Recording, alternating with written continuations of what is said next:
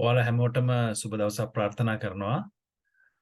මූලික පිරිවෙන් 3 ශ්‍රේණියේ සෞඛ්‍ය විද්‍යාව විෂය යටතේ අපි අද මේ වීඩියෝෙන් ඔයාලත් එක්ක සාකච්ඡා කරන්නේ ආහාර ජීර්ණ පද්ධතිය සම්බන්ධයෙන්. ආහාර ජීර්ණ පද්ධතිය සම්බන්ධයෙන්.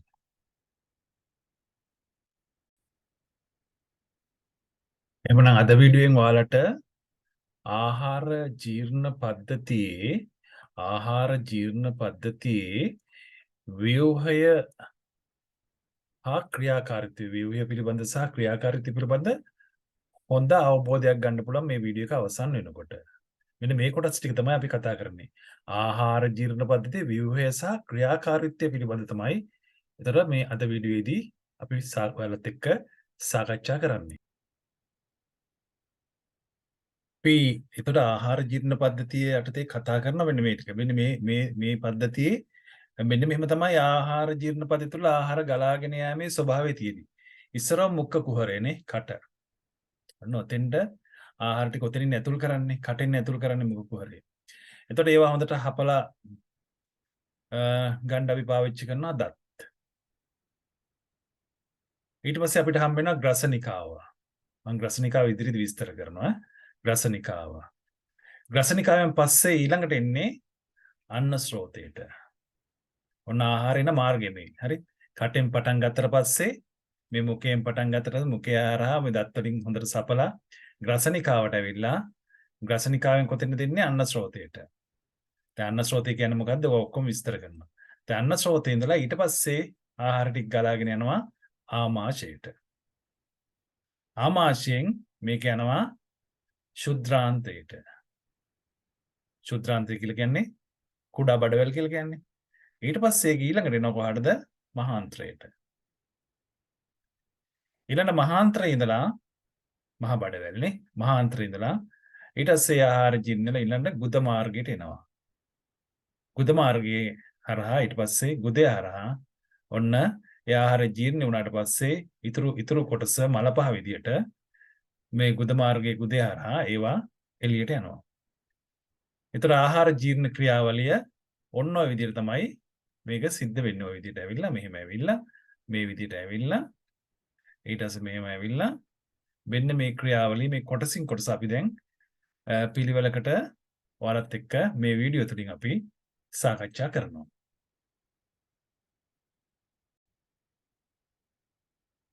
දැන් අපේ ආහාර ජීර්ණ ක්‍රියාව පටන් ගන්නෙ කොතනින්ද? මුඛයෙන්, කටෙන්. දැන් මුඛ කුහරය මේ කට ඇතුලේ දැන් මුඛ කුහරය මගින් ජීර්ණ ක්‍රියාවලිය ආරම්භ වෙයි. ඔන්න ආහාර ජීර්ණේ පටන් ගන්නවා. ඒකට මොනවද වැදගත් වෙන්නේ? අපිට අවශ්‍යයි දත්. දත් වලින් හොඳට අපි ආහාර සපනවා. සපලා පොඩි පොඩි කෑලි වලට මේ කුඩා කොටස් වලට ඒක විභේදනය කරනවා, වෙන් කරනවා. චූටි කෑලි වලට ආහාර පොඩි කරනවා නේ. එතකොට ඒකට පාවිච්චි කරන තවත් ප්‍රධාන දෙයක් තමයි දිව. මේ දිවෙන් එහාට මෙහාට පෙරලලා මේ ආහාර දත් වලින් පොඩි කරන්න අවශ්‍ය ඒ සහයෝගය දෙනවා දිවෙන්. එහෙනම් දත් සහ දිව පිහිටලා තියෙන කොතනද? මේ මුඛය ඇතුළේනේ. මේ තියෙන රූප සටහනේ මේ මුඛය ඇතුලේ තමයි මොනවද? මේ මෙතන දැන් පේන්න තියෙන දත් සහ ඇතුලේ දිව තියෙනවා. පිහිටලා තියෙනවා. මේතින් තමයි නම් ජීර්ණ ක්‍රියාවලිය ආරම්භ වෙන්නේ. ඒතර මේක පහසු කරන්න තව කේටය. කේට ග්‍රන්ථි වලින් කෙල උනනවා. කේටය කියලා කියන්නේ කෙල. එහෙමනම් හොඳට කෙල උනලා ඉවරලා මේ ජීර්ණ ක්‍රියාව මේක පොඩි කරලා පල්ප් එකක් වගේ හදන්න අවශ්‍ය සහයෝගය දෙනවා. ඒ සියල්ල සිද්ධ වෙන්නේ කොතනද? මේ මුඛ කුහරය ඇතුලේ. මුඛය ඇතුලේ. එහෙම නැත්නම් මුඛ කුහරය ඇතුලේ. ඔන්න නම් පළවෙනි පටන් ගන්නමනේ ආහාර ජීර්ණ ක්‍රියාවලිය ආරම්භය සිද්ධ වෙනවා කොතෙන්දදී නම් මුඛය ඇතුලේදී නැත්නම් කට ඇතුලේදී. දැන් මුඛය තුල ආහාර ජීර්ණ ක්‍රියාවලිය ආරම්භ වෙනවා කියලා අපි කතා කරා. ඒකෙදි මේ දත්වල කාර්යභාරය අතිවිශේෂයි. දත් ඉතාමත්ම වැදගත් කාර්යභාරයක් කරනවා. මොකද ආරම්භයේදී ආහාර කුඩා කොටස් වලට වෙන් කරගන්න, කඩා ගන්න දත් අත්‍යවශ්‍ය සාධකයක්. එහෙනම් මෙන්න මේ දත් ආරක්ෂා කරගන්න එක අපි අනිවාර්යෙන් කරන්න ඕනේ. දත් ආරක්ෂා කර ගැනීම ගැන අපි අනිවාර්යෙන් හිතලා බලන්න ඕනේ. මොකද එහෙම නැත්නම් විශාල බාධාවක් වෙනවා ආහාර ජීර්ණ ක්‍රියාවලියට. ඒක කොහොමද කරන්නේ? හරිම ලේසි. දැන් බලන්න අවම වශයෙන් දවසකට දෙවරක්වත් දත් මැදීම. දවසකට එක දිනකට දෙසරයක් දෙවරක්වත් දත් මදින්න ඕනේ. දැන් දත් මදිනකොට දෙවරක් දත් මදිනකොට ඒක ඔයාලා සාමාන්‍යයෙන් උදේ හවස ඒ වගේ ගන්න පුළුවන් නේ. දැන් රාත්‍රී කෑමෙන් පස්සේ ඊට පස්සේ උදේ ආහාර ගත්තට පස්සේ ඒ වගේ දත් මෙදලා පිරිසිදු කරන්න පුළුවන්. ඊළඟට ඒ අතර අපි ප්‍රධාන ආහාර වලට අමතරව උදේ සහ හවසට අමතරව දිවා ආහාරය අපි ප්‍රධාන ආහාර වේලක් විදිහට ගන්නවා. ඊට අමතරව අපි තේ සාමාන්‍යයෙන් තේ පානය කිරීම වගේ ඒවා හවස විශේෂයෙන්ම උදේ 10ට හවස 3ට විතර ඔය වගේ වෙන්න පුළුවන්. ඔය අතර දැන් සමහරවිට අපි ඔය ටොෆි වගේ පෙන්රස් ಜಾති ආහාරයට ගන්නවා වෙන්න පුළුවන්.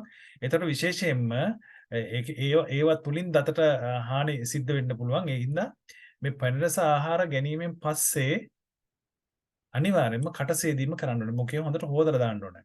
ඉතින් වතුරෙන් හොඳට හොදලා දාන්න ඕනේ පෙන්රස ගතිය. මොකද ඇසිඩ් වගේ හැදෙන්න පුළුවන් පෙන්රසින්ද. එතකොට ඒකින්ද සමහරවිට බැක්ටීරියා ආසාදන වෙන්න පුළුවන්. යම් යම් ශුද්ධ ජීවි ක්‍රියාකාරීත්වයක් ඇති වෙන්න පුළුවන්.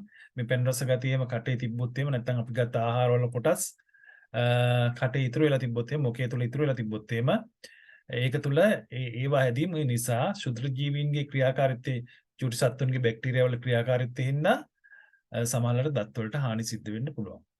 ඒ හින්දා අපි පෙන්රස ගත්තාම ඒ වගේම ආහාර ගැනීමෙන් පස්සේ මොනවාරෝ හොඳට කට හොදලා පිරිසිදු කිරීම ඉතාමත්ම වැදගත්. ඊළඟ දත් මදිනකොට අපි ගොඩක්ම සැලකිලිමත් වෙන්න ඕනේ. අපි දත් මදිනකොට හොඳට මතක තියාගන්න මේ දත් මැදීම සඳහා රළු ද්‍රව්‍ය භාවිතා නොකිරීම. දත් මදිනකොට දත් මදින්ට ඔය රළු ද්‍රව්‍ය කියලා කියන්නේ දත් සීරන දත් වලට හානි වෙන ද්‍රව්‍ය පාවිච්චි කරනවා. සමහරව ඔය අඟුරු කෑලි වලින් එතකොට 10 යකුඩු අරෝමේව පාවිච්චි කරනවා දත් මදින්ට. එතකොට සමහරව මේ එතකොට ඒ වගේ දේවල් පාවිච්චි කරපුවාම දතට හානි සිද්ධ වෙන්න පුළුවන්. ඒක දීර්ඝකාලීනව දතට හානි වෙලවල දත ඉවත් කරන්න සිද්ධ වෙන තරමටම ඒක සමහරවිට ගැටලුවක් වෙන්න පුළුවන්. ඒ හින්දා දත් මදීමට පාවිච්චි කරන ද්‍රව්‍ය මොනවද කියන එකත් සැලකිලිමත් වෙන එක ඉතාම වැදගත්. ඒ වගේම පෙන් රස ආහාර ගැනීමෙන් පසු මුඛයේ සීදීමත් වැදගත්. ඒ වගේම අඩුම තරමින් දවසකට දෙසරයක්වත් උදේ හවස ප්‍රධාන ආහාර වලින් දෙකෙන් පස්සේ දත් මදින්න පුරුදු වෙන්න. මොකද දත් කියන එක අපි අපේ ආහාර ජීවපද්ධතිය ආරම්භක අවස්ථාවේදී විශාල කාර්යභාරයක් සිද්ධ කරනවා දත්. ඊළඟ අනිත් වැදගත් කාරණේ තමයි දත් ගැන කතා කරද්දී අනුමත දත් බුරුසක් පාවිච්චි කිරීම. ඒතර අනුමත දත් බුරුසක් කියලා කියන්නේ ප්‍රමිතියට තියෙන දත් බුරුසක්. මොකද හේතුව තමයි දැන් දත් බුරුසුවක දැන් අපි ගත්තොත් අපි ඉස්සරහා දත් ටික නම් මැද ගන්න පහසුයිනේ. කිසි ගැටලුවක් නැහැ. හැබැයි අපි තියෙන හක්කේ තියෙන දත් ඇතුළට යනකොට දත් වලට ඒතර ඒ දත් කරා ළඟා වෙන්න අවශ්‍ය වෙන ඇන්ගල් එක ඒක ප්‍රමිතිකරණයට ලක් කරපු දත් බුරුසුවක ඒවා සියල්ල තියෙනවා. ඊට පස්සේ කෙඳිවල ස්වභාවය ඒවා ගොඩක් වැදගත් වෙනවා. නැත්තම් මොකද වෙන්නේ?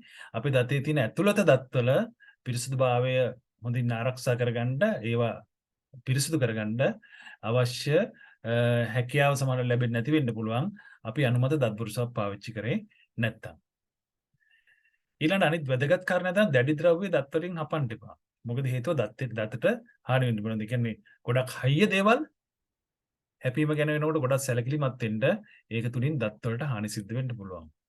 ඊළඟ විශේෂයෙන් බුලත් පිට හපන එක, ඒ කියන්නේ බුලත් පිට කන එක, දුම්පානය ආදිය අපි නොකරින්න වගේ බලා ගන්න ඕනේ. මොකද හේතුව මේවා තුලින් අපි දීර්ඝකාලීන වශයෙන් දත් වලට නැවත හානි වෙන්න පුළුවන්. දත් විශේෂයෙන් බුලත් පිට වලදී වගේ දත් වල කාට බැඳෙන්න පුළුවන්. මේ දුම්පානය වගේ එනකොට දත්වල නිතර දුම්පානය කරනකොට දත්වල ඒත් නිකොටින් වගේ ස්වරූපයක් ඇවිල්ලා මේ දත්වල ඒත් අවපහ ගැනීම සිද්ධ වෙනවා. ඒකට ඒ ගැන සැලකිලිමත් වෙන්න ඕනේ. ඊළඟ අනිත් වැදගත් කාරණේ තමයි දතට හානි වෙන්නේ ක්ෂණිකව දවස්ෙන් දෙකෙන් නෙවෙයි. ඒක දිගුකාලීනව සිද්ධ වෙන්නේ. සෑහෙන කාලයක් යනවා දත ක්‍රමානුකූලව තමයි හානි වෙන්නේ. ඒකින්ද අපි මේ දත හානි වෙලා තියෙනවද කියලා පරීක්ෂා කරන්න අපිට පුළුවන්. මේ අපිට ගොඩක් බොහෝ රෝහල් වල පහසුකම් තියෙනවා. දන්ත ශල්‍යාගාරයක් තියෙනවා. අපිට නොමිලේ මේක ඇත්තටම කරගන්න පුළුවන්. අවුරුද්දකට සැරයක්වත් ඒ වගේ තියෙන ඒ දත් පරීක්ෂා කරන තැනකට ගිහිල්ලා අපිට නොමිලේ අපි දත් පරීක්ෂා කර ගැනීම සිද්ධ කරගන්න පුළුවන්. රජයේ රෝහල් වල මේ පහසුකම් අපිට ලබලා දීලා තියෙනවා. එහෙනම් දත ගැන ඔන්න ඔය ටික අපි ඔය විස්තර ටික දැනගන්න ඕනේ. දත සම්බන්ධයෙන් දත ආරක්ෂා කර ගැනීම ගැන වැඩි සැලකිලිමත් වෙන්න ඕන. මම නැවත කියනවා දත් ආරක්ෂා කරගන්න. මොකද දිගු කාලයක් තුළට අපිට අනිවාර්යයෙන්ම අපි ජීවත් වෙලා ඉන්න ගම් ආහාර අනුභව කරන්න සිද්ධ වෙනවා. එතකොට දත්තරින් විශාල කාර්යභාරයක් කරන ආහාර කුඩා කොටස් වලට කඩා බිඳ දැමීම, කේට ග්‍රන්ථි හා මුසු කිරීම, නේද? දිවහරහා ඒවා මිශ්‍ර කිරීම මේ කාර්යභාරයේදී මුඛය තුල ආහාර ජීර්ණ ක්‍රියාවලිය ආරම්භයේදී දත්වල කාර්යභාරය අතිවිශාලයි. එහෙම නැති වුණොත් එහෙම ඒක ආහාර ජීර්ණ පද්ධතියටම බලපානවා. ඒ හින්දා අපි දත් ටික ඉතාමත් මොහොතින් ආරක්ෂා කරගන්න ඕනේ. දැන් මොන මුඛයෙන් ගත්ත ආහාර ටික ඊට පස්සේ යන්නේ කොතෙන්ද? අපි සාකච්ඡා කරා ගැලීම් සටහන. ඊට පස්සේ යන්නේ ග්‍රසනිකාවට. එතන ග්‍රසනිකාව ගාවදී දැන් මෙතන මේ පෙන්ලා තියෙන මෙන්න මේ කොටස, මෙන්න මේ කොටස තමයි ග්‍රසනිකාව කියලා කියන්නේ. මෙතෙන්දී අපිට නාල දෙකක් හම්බ වෙනවා. එක නාලයක් තමයි හුස්ම ගන්න නාලය. ශ්වාසනාලය නේද? අනිත් එක තමයි අපේ ආහාර ගලාගෙන යන ගලනාලය. හරි. එතන අන්නසෝතය කියලාත් කියනවා. අපි එතකොට මෙන්න මේ ග්‍රසනිකාවේදී ඔන්න අපිට එහෙනම් මෙතන හරි වැදගත් වෙනවා. මොකද්ද? මේ නාල දෙකක් හැම මේ නාල වලින් අපි ආහාර ගන්නකොට ශ්වාසනාලයේ වැසීමේ කාර්යය, එතකොට අපි හුස්ම ගන්නකොට ආහාර ගන්න නාලයේ වැසීමේ කාර්යය, අන්න ඒ කරන අපජීවිකාව කියලා කොටසක් මෙතන පිච්චේ කියලා කියනවා. අන්න ඒ කොටසත් මෙතනම තමයි තියෙන්නේ පියනක් වගේ. මෙතන ඒ වගේ පොඩි පියනක් වගේ පිටලා තියෙනවා. මෙන්න මෙතන අපේ එතන වැදගත් කාර්යයක් කරනවා. අපි ඉස්සරහදී එක සාකච්ඡා කරනවා පිච්චය. එතනින් කරන්නේ මොකක්ද? මේ පියනින් කරන්නේ මොකක්ද? අපි ආහාර ගන්න වෙලාවට හුස්ම ගන්න කොටස වහනවා. හුස්ම ගන්න වෙලාවට ආහාර ගන්න කොටස වහනවා. හරි. ඒතර ආහාර ගන්න ගමන් කතා කරන්න එහෙම එපා කියන්නේ ඕකයි ඈ. එතකොට මොකද වෙන්නේ? අර පිට උගුර යනවා කියලා කියන්නේ. ඒ කියන්නේ ওই දෙකම පියන් දෙක එකවර යනකොට සමහරට අපි ආහාර ගන්න ආහාරවල ස්වල්පයක් ශ්වසනාලයේදී කිව්වෙම අර කැස්ස වගේ ඇති වෙන්න පුළුවන්. ඒව අනිවාර්යයෙන්ම ඉවත් වෙන්න ඕනේ. එතකොට ඒක ලොකු අපහසුතාවයකට අපිපත් වෙන්න පුළුවන්. හොඳයි. එහෙනම් අපි මේ කතා කරන්නේ මොකද්ද? මුඛයෙන් පස්සේ ඊළඟට කොතෙන්ද දෙන්නේ? ග්‍රසනිකාවට.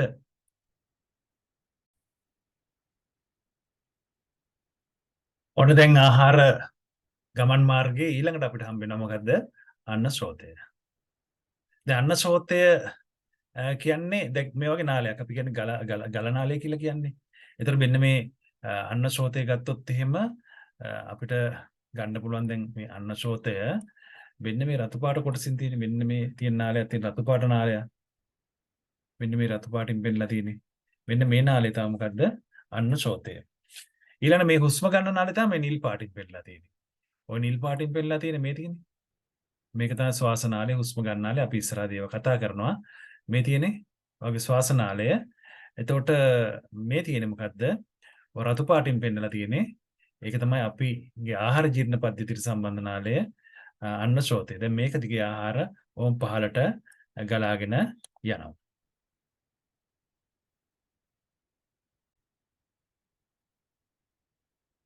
දැන් අපි කතා කර ආහාර අන්න ශ්‍රෝතය හරහාම ගලාගෙන එනවා. නැත්නම් ගලනාලේ දිගම ගලාගෙන ඇවිල්ලා ඔන්න දැන් ඊළඟට වැටෙනවා මෙන්න මේ කොටසට.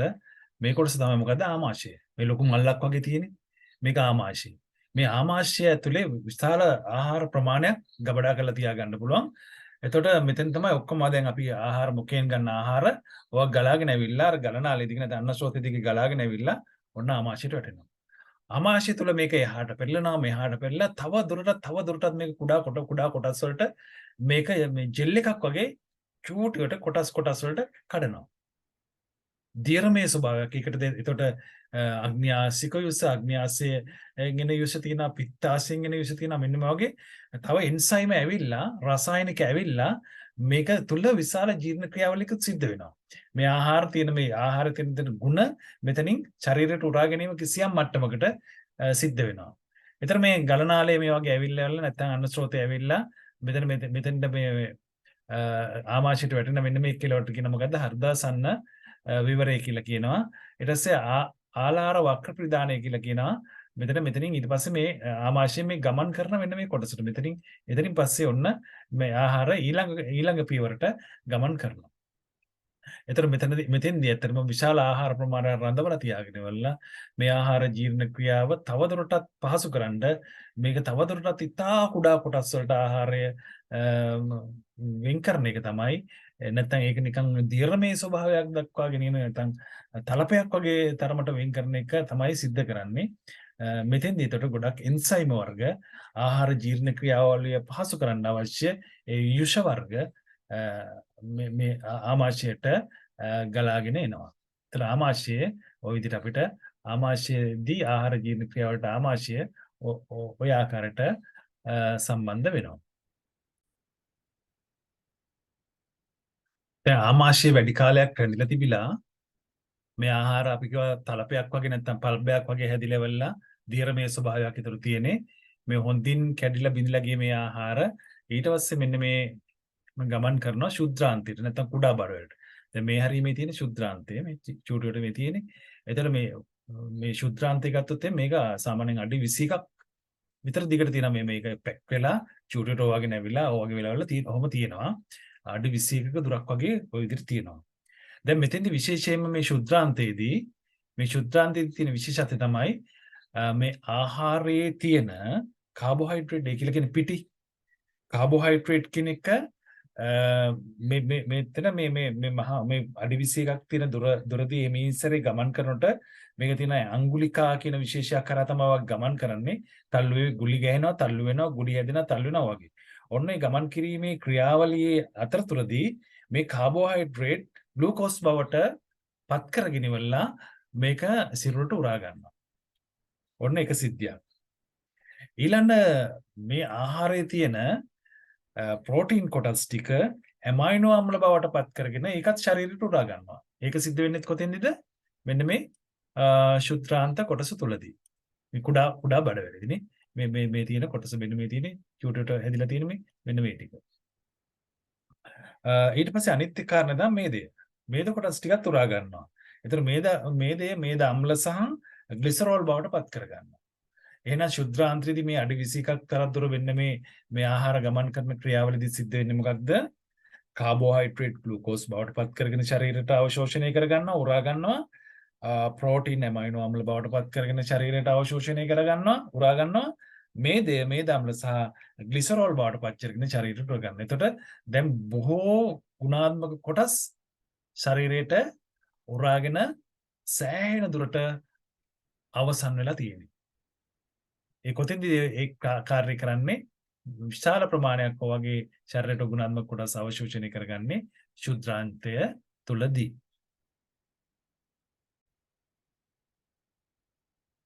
ශුද්ධාන්තයෙන් පස්සේ ඊට පස්සේ මේ ආහාර ගමන් කරන්නේ කොතෙන්ද? මහාන්ත්‍රයට. මහාන්ත්‍රය කියලා කියන්නේ මේ තියෙන මේ වටේට. මහ බඩවැල කියලා කියන්නේ. ශුද්ධාන්තයට කියන කුඩා බඩවැල නේ මේ තියෙන මහාන්ත්‍රය. නැත්නම් මහ බඩවැල නේ.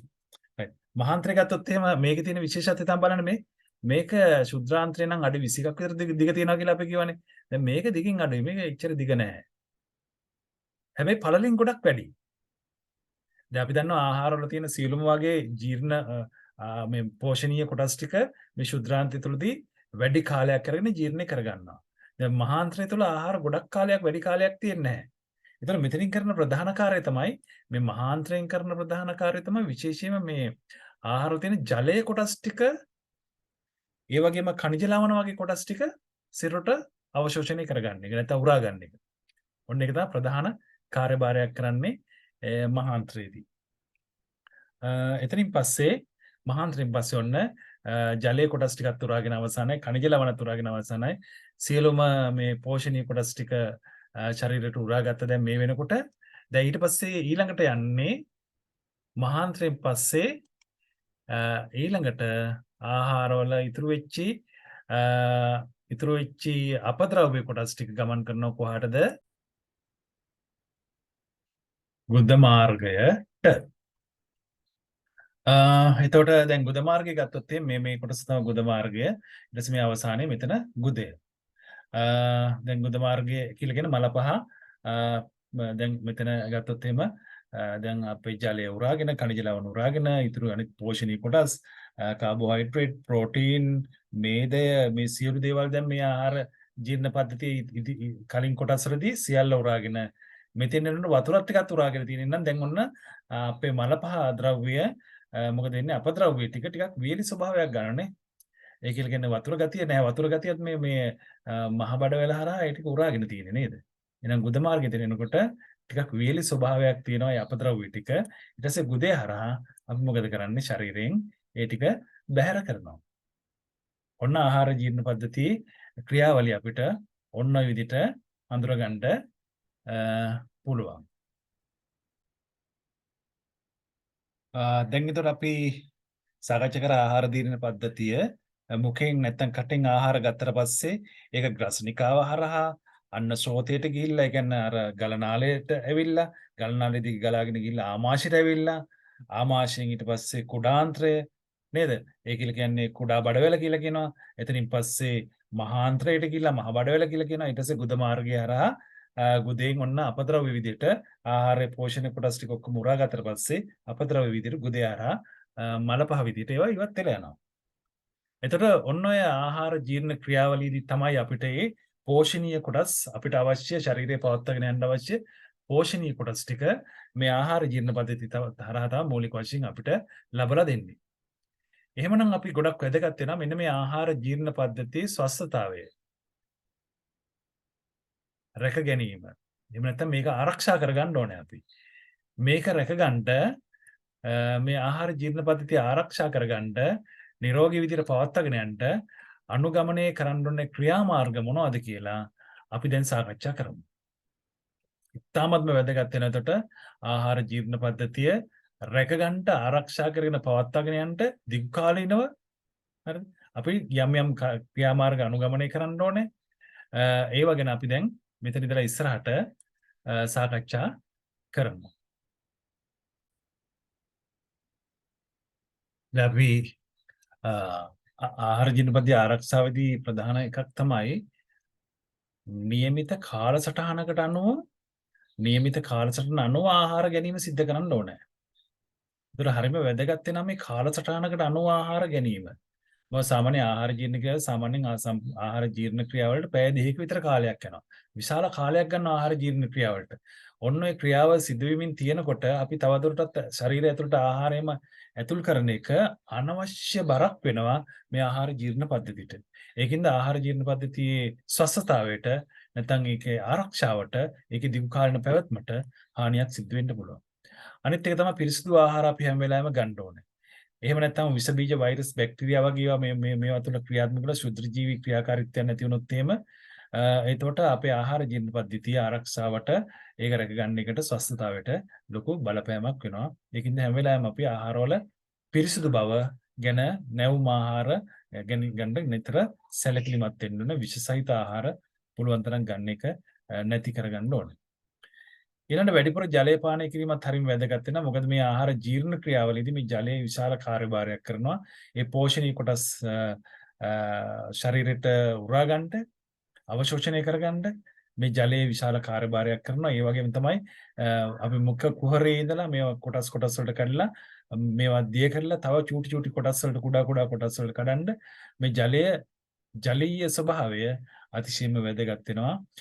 එතකොට ආහාර ජීර්ණ පද්ධතිය තුළ එතකොට ජලයේ විශාල කාර්යභාරයක් කරනවා. ඒ හින්දා ජලය පානය කිරීමත් අත්‍යවශ්‍ය වෙනවා. ඒ නියමිත අවශ්‍ය ප්‍රමාණයට ජලය පානය කිරීම බොහොම වැදගත්. දැන් මත්ද්‍රව්‍ය මද්යසාර බුලත් පිට මෙන්න මේවා පාවිච්චි කරන ඒවා වලකින්න ඕන. මොකද හේතුව මත්ද්‍රව්‍ය මද්යසාර ගත්තොත් මේවා ආහාර ජීර්ණ පද්ධතියට එකතු වෙන අනවශ්‍ය රසායනික ද්‍රව්‍ය විෂ රසායනික ද්‍රව්‍ය මේ ආහාර ජීර්ණ පද්ධතියට සම්බන්ධ වුණාට පස්සේ මේක තුල තියෙන මේ විශේෂම ආමාශය වගේ තියෙන ශුද්ධාන්තය මහාන්ත්‍රය වගේ තැන්වල තියෙන ඉතාමත්ම සියුම් පටක මේ තැන්වලට නැත්නම් ඒ සියුම් කොටස් වලට ලොකු හානි වෙන්න පුළුවන්. ඒ වගේම රසායනිකින්දා මේ වගේ තියෙන මේ ආම්ලික කොටස් හින්දා සමහරවිට ආහාර ජීර්ණ පද්ධතිය ඇතුළත තුවාල සිදුවීම් වගේ සිද්ධ වෙන්න පුළුවන්. ඒ වගේම මේ මද්යසාර වගේ දේවල් අතරම එතනින් පස්සේ මේ උරා ගැනීමේ ස්වභාවයක් තියෙනවා මේ ශරීරයට. ඒකින්ද මේක දික්කාලනෙම මේ මද්යසාර වගේ දේවල් පාවිච්චි කිරීම නිසා ශාරීරික වශයෙන් විශේෂයෙන්ම liver එක වගේ කොටස් ගත්තොත් එම අක්මාව වගේ කොටස් වලට දැඩි හානි සිද්ධ වෙන්න පුළුවන්. ඊළඟට මේ බුලත් පිට වලින් අතර ගත්තොත් අපි කලිනුත් කතා කරා මුඛයට දත් විශේෂයෙන්ම දත් වලට ලොකු හානි සිද්ධ වෙන්න පුළුවන් මුඛ පිළිකා වගේ දේවල් පවා ඇති වෙන්න පුළුවන්. ඒකින්ද මේ මත්ද්‍රව්‍ය මද්යසාර බුලත් පිට භාවිතය නොකර සිටින්න අවශ්‍ය වෙනවා ආහාර ජීර්ණ පද්ධතිය ආරක්ෂාවට. ඊළඟ අධික සීතල අධික උණුසුම් අධික ආම්ලික ආහාර ගැනීමෙනුත් වළකින්න ඕනේ. ඒක තුලනොත් ආහාර ජීර්ණ පද්ධතියට හානි සිද්ධ වෙන්න පුළුවන්. ඊළඟ මේ කෙඳි සහිත ආහාර ගන්න එකත් හරිම වැදගත් වෙනවා. මොකද ආහාර ජීර්ණ පද්ධතිය කාලනව ආහාර මේ ගමන් කිරීමේ ක්‍රියාවලියදී සමහරවිට මේ ආහාර මාර්ගය තුල යම් ගැටලු ඇති වෙන්න පුළුවන්, තුවාල සහිත තත්ත්වයන් ඇති වෙන්න පුළුවන්. ඊළඟ ආහාර ජීර්ණ ක්‍රියාවලිය අපි කියව පැය දෙකක විතර කාලයක් යනවා කියලා. එතන මේ ක්‍රියාවලිය හිමින් සිද්ධ වෙන්න ඕනේ. මේ ආහාර අවශෝෂණය කිරීමේ ක්‍රියාවලට මෙන්න මේ වගේ කරුණු කාරණා ඉඳලා මේ විශේෂයෙන්ම කෙඳි සහිත ආහාර ඊටමත්ම වැදගත් වෙනවා ආහාර ජීර්ණ ක්‍රියාවලට සහ ආහාර ජීර්ණ පද්ධතියේ ආරක්ෂාව දික්කල්නෝ පවත්වාගෙන යන්න. එහෙමනම් අපි දැන් ආහාර ජීර්ණ පද්ධති සම්බන්ධ වීඩියෝ මෙතනින් අවසන් කරනවා. එහෙමනම් නැවත සෞඛ්‍ය විශේෂ සම්බන්ධ වීඩියෝකින් හමු වෙනතුරු ඔයාලා හැමෝටම සුබ දවසක් ප්‍රාර්ථනා කරනවා.